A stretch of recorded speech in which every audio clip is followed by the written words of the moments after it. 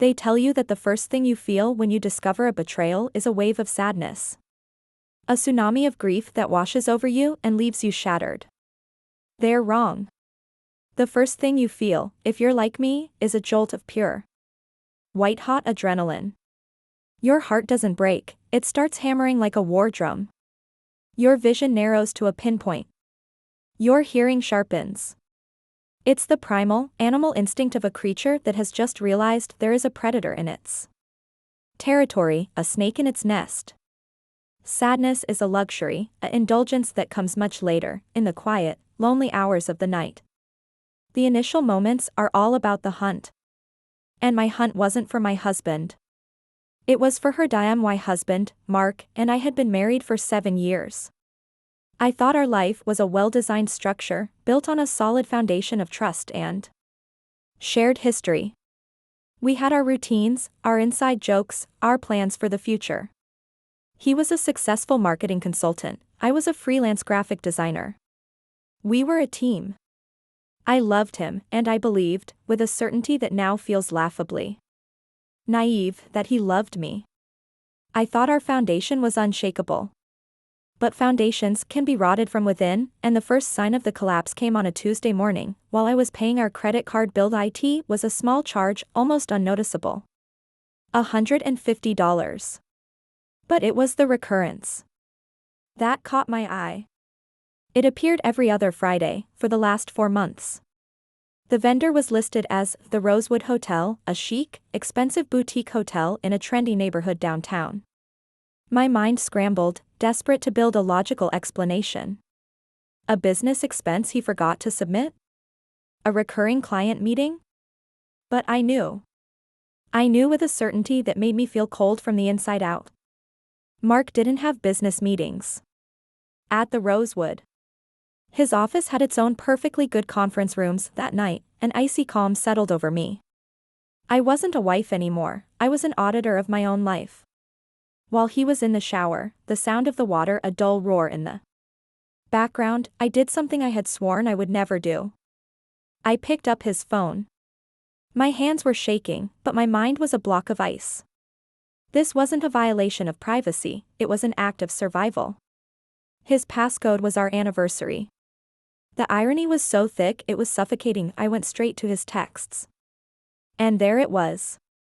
A thread with a woman named Laura K. The messages went back for months.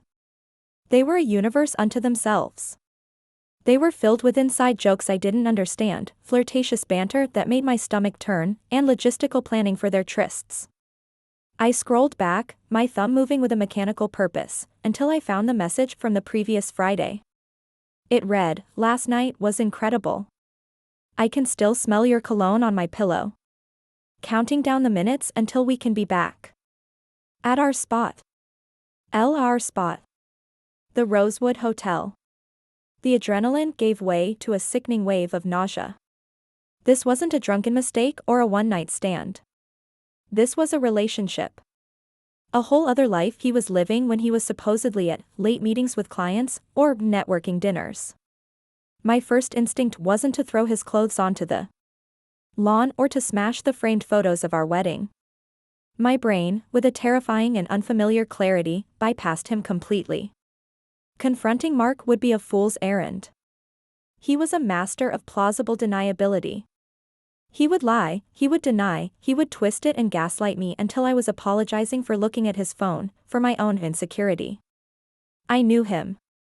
No, the truth wasn't with him. The truth, the whole unfiltered truth, was with her. Laura K. The next 24 hours were a masterclass in controlled obsession. I became a private investigator, my only case the demolition of my own life.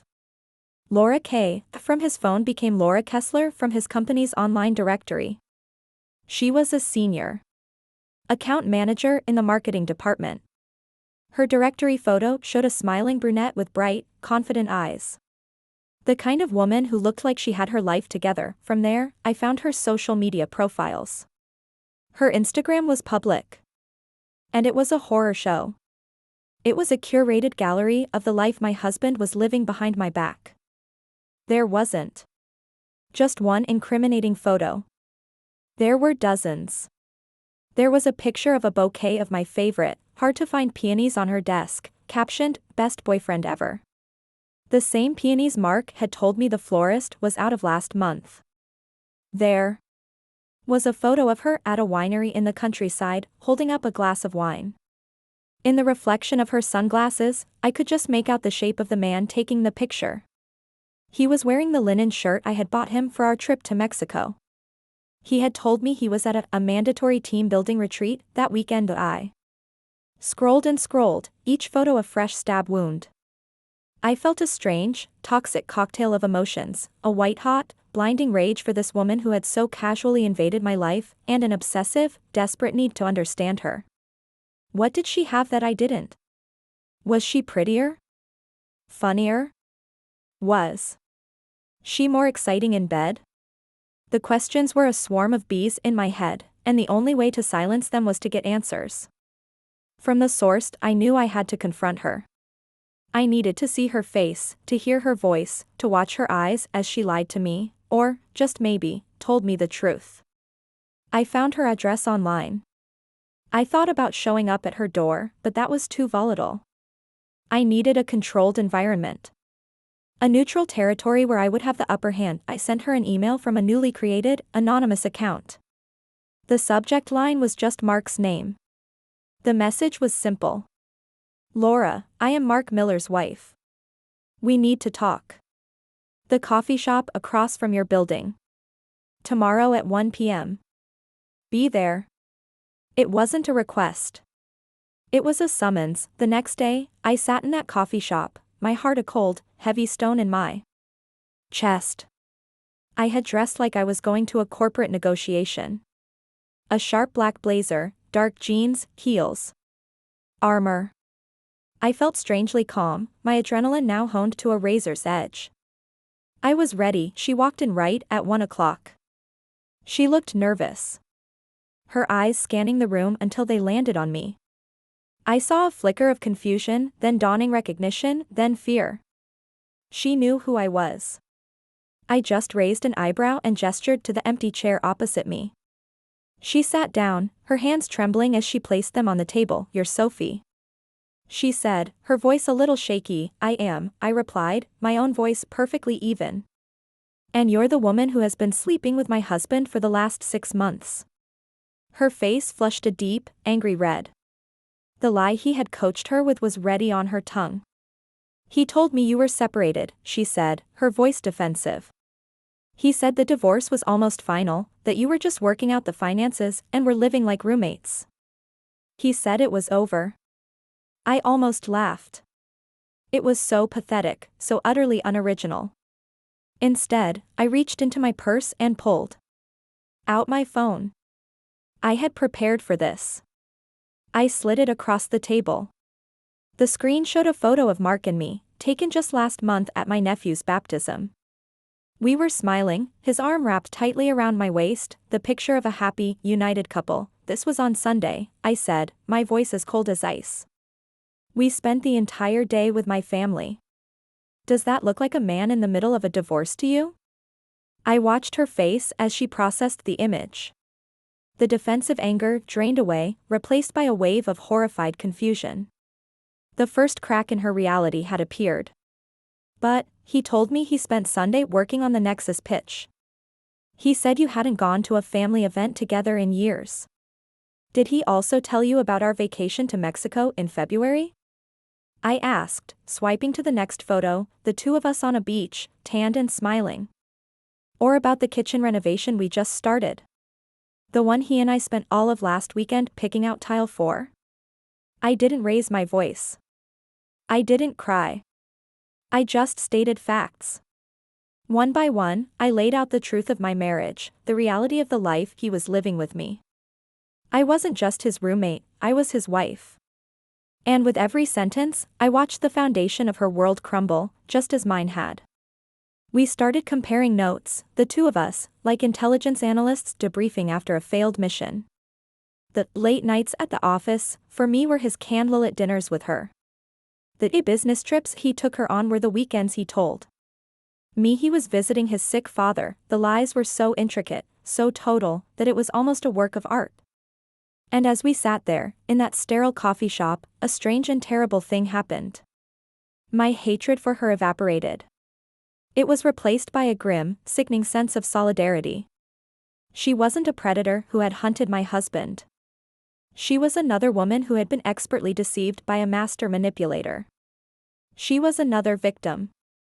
My anger, once a scattered mess of rage and jealousy, now had a single, deserving target. Laura started to cry, quiet, devastated sobs of humiliation. "I can't believe this," she whispered, her face in her hands. "I feel so stupid. I believed everything he told me." "Don't," I said, and the word came out with more force than I intended. "He's the one who's stupid. He's the one who got caught." I stood up. I had what I came for. The complete, unvarnished truth. "I'm sorry he did this to you, Laura," I said, and I was shocked to find that I meant every word of it. "He's a liar. That's the only true thing about him." I walked out of that coffee shop feeling hollowed out. There was no triumph, no victory. Just the cold, hard, and ugly truth, which now felt like a shared burden between two women who should have been enemies. I went home.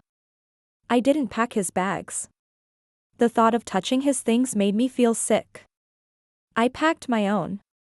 When Mark walked through the door that evening, smiling, holding a bag of our favorite Thai takeout, I was waiting for him in the living room. "Hey, babe," he said cheerfully. "I was thinking we could open that bottle of wine and, I had coffee with Laura Kessler today," I said, cutting him off. The change in him was instantaneous and total. The smile vanished. The color drained from his face. The cheerful, loving husband was gone, replaced by a cornered, terrified child. He opened his mouth to lie, I could see it in his eyes, the frantic, reflexive search for an excuse. But I didn't give him the chance. I calmly, and with chilling detail, recited the timeline of his affair. I used her name. I quoted his texts. I detailed the lies he had told her about me. I laid our two realities side by side, exposing the rot at the center of his character. He just sank onto the couch, his head in his hands, completely and utterly defeated. He had no lies left. "My suitcase is by the door," I said, picking up my purse. "My lawyer will be in touch tomorrow." I walked out of the home we had built together and didn't look back. There were no tears, not yet. The confrontation hadn't healed my heart, but it had cauterized the wound. It gave me the one thing he could never have given me, the clean, undeniable truth. My fight was never really with her. It was with his deception. And by facing her, I had armed myself with the only weapon that could truly defeat it. I was walking away not as a heartbroken wife, but as an investigator who had finally, definitively, closed her own case. And that was a victory in itself. The next morning, I hired a lawyer, and the real war began. The legal battle was where the private betrayal became a public, procedural nightmare. Mark, stripped of his ability to lie to me personally, attempted to lie to the system. He postured, claiming our separation was mutual and that our assets were so intertwined as to be mostly his. It was my lawyer, a sharp, no-nonsense woman, who suggested the unthinkable. "He's creating a," he said, she said, "a scenario," she told me. "The one person who can corroborate your timeline is the other woman." The idea of contacting Laura again felt like touching a live wire. But when my lawyer presented me with Mark's latest legal filing, a document filled with fabrications about my emotional state, I knew I had to. I texted her. "He's lying about us in the divorce. Can you help?" Her reply was instant, "Whatever you need." We met in my lawyer's conference room, the wronged wife and the other woman, united against the man who had wronged us both. We pieced together a timeline so detailed, so cross-referenced with receipts and text messages, that it was irrefutable. When my lawyer presented Mark's team with a signed affidavit from Laura, his case collapsed. It was over. On the last day, outside the lawyer's office, Laura and I shared a brief, awkward moment. "I hope you find peace," she said. "You too," I replied. We turned and walked in opposite directions, our strange, painful alliance dissolved. 2 years later, I was browse in a bookstore in the small coastal town I now called home. I heard a laugh I recognized. It was Laura. She was with a new man, and she looked happy. Our eyes met across the aisles. There was no animosity. Just a silent, knowing nod. The silent salute of two soldiers who had survived the same war. I nodded back. And in that moment, I felt the final chapter close. My story was no longer about the betrayal. It was about the truth I had fought for, and the quiet, strong life I had built for myself in its wake. The years that followed my decision to find closure within myself were years of quiet, steady growth. My relationship with Ben was a revelation. It was a partnership built on the foreign concepts of mutual respect, open communication, and sincere accountability. The first time we had a real disagreement, I remember bracing for the inevitable pivot, the defensive anger, the way the blame would be subtly shifted onto me. Instead, after a tense conversation, Ben looked at me, his expression open and earnest, and said, "You're right. I see your point. I'm sorry I was being defensive." Those simple words, "I'm sorry," landed with the force of a tectonic plate shifting inside me. It was so easy, so clean. There was no psychological warfare, no emotional price to be paid. Just an acknowledgement of my feelings and a commitment to do better. It was in these small, healthy moments that the ghost of Jordan and his non-apologies finally, truly faded. I had built a new life, a new reality, where my feelings were not only valid but cherished. I was happy. I was at peace. The past was a scar that no longer ached, and then, on a rainy Tuesday afternoon, 7 years after I had walked out of his life, an email appeared in my inbox. It was from an address I didn't recognize, but the subject line made my heart stop. It was just 2 words, "For Clara." I stared at it for a long time, a strange sense of unreality washing over me. It felt like an artifact from another dimension, a message from a ghost. A part of me wanted to delete it immediately, to leave the past undisturbed. But a stronger part, a part that was no longer afraid, was curious. I clicked it open. The email was long. And it was from Jordan. "Clara," it began. "I have no right to send this. I am not asking for your forgiveness, and I am certainly not expecting a reply. After years of therapy, I've come to understand that forgiveness is not something I am entitled to. But I am writing this as an act of accountability, a truth I should have offered you a decade ago. I was a coward. What I did to you wasn't just a series of mistakes, it was a campaign of emotional abuse rooted in my own narcissism and a deep-seated inability to admit fault. I gaslit you. I made you believe your valid feelings were a form of hysteria. I made you question your own reality to protect my fragile ego. When I forgot your birthday, it wasn't because I was stressed. It was because I was selfish. When I made that joke about your career, it wasn't a joke, it was a cruel attempt to make myself feel bigger by making you feel smaller, and the money, there is no excuse. It was theft. A profound betrayal of the trust you had placed in me and the future we were supposed to be building. It was the act of a desperate, entitled man-child who refused to take responsibility for his own failures. Your pain, your anger, your decision to leave, all of it was not just valid. It was the only sane response to the way I treated you. I am not that man anymore. Or at least, I spend every day trying not to be. I am in a new relationship now, and I am learning how to say I'm sorry and actually mean it. I am learning that real strength is in vulnerability, not in deflecting blame. I know this letter changes nothing. The damage is done. But I needed to send it. I needed to state the truth, clearly and without excuses, at least once. You deserved so much better than the man I was. I hope, wherever you are, that you have found the happiness and peace that you always deserved. I finished reading and leaned back in my chair, my breath catching in my throat. It was the letter. The perfect letter. It was the apology I had once craved with every fiber of my being. The words I had wept for, written letters for, begged the universe for. It was a full confession, a complete validation of my entire experience. 7 years too late, the train had finally arrived at the station, and I felt nothing, and oh, that's not right. I didn't feel nothing. I felt a profound, quiet, and deeply detached sadness. Not for myself, but for the woman I used to be. The woman who had needed this letter so desperately to feel whole. I felt a wave of compassion for that version of me who had anchored her.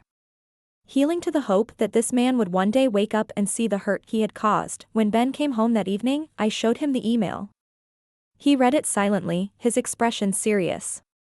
When he was done, he didn't ask what Jordan wanted, or if I was okay. He just asked the only question that mattered. How do you feel about it?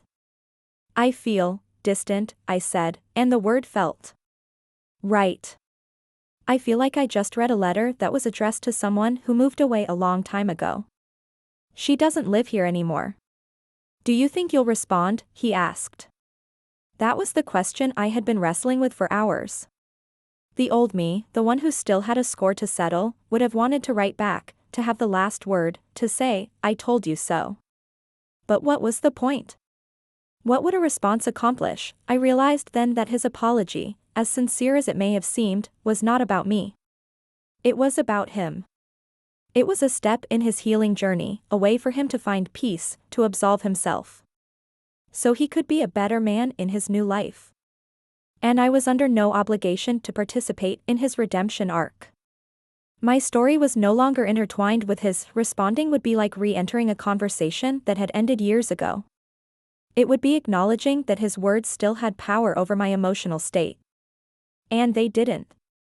The power had been cut. My closure wasn't a dialogue. It was a monologue. It was a decision I had made for myself, by myself, in the quiet of my own heart. Long ago, I did something simple. I didn't reply. I didn't delete the email in a fit of anger. I didn't block his address. I simply moved the email from my inbox to my archive folder. I filed it away, a historical document from a closed case. It was a fact, a piece of evidence that the past had indeed happened, but it was no longer an active part of my present. It had no power. That night, Ben and I cooked dinner together. We chopped vegetables side by side, the easy rhythm of our partnership a quiet comfort. We talked about our day, about a trip we were planning, about the funny thing our dog did. The past was a million miles away. I had once believed that my healing was a locked door and that only Jordan held the key of an apology. But I was wrong. The door was never locked. I could have walked through it at any time. The real work was convincing myself that I didn't need his permission to be free. The letter, when it finally came, was just a faint knock on the door of a house I no longer lived in. I was already outside, in the sun, tending my own garden. And I was finally, completely, at peace.